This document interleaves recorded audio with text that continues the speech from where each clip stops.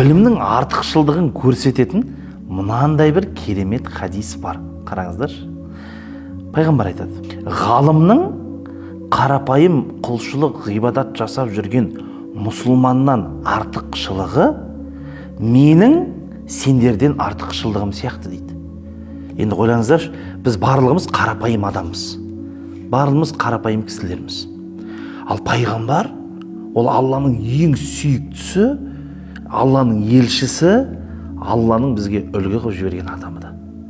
Енді ол кісі бізден қаншама есе артық. Әлбетте біз оны салыстыра алмаймыз да. Енді пайғамбар айтады: ғалым да қарапайым құлшылық етіп жатқан адамнан да дәл сонша есе артық дейді. Бұл хадисте ең бірінші пайғамбарымыздың айтқысы келіп тұрғаны, біз ғалымдарды сыйлау керекпіз.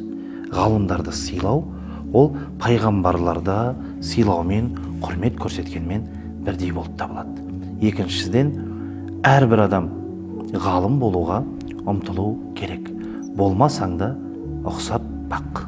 Осы секілді хадистерді сізде білгіңіз келсе, оқығыңыз келсе, өзгелерге жеткізгіңіз келсе, астына өтіп 7 санын жазыңыз.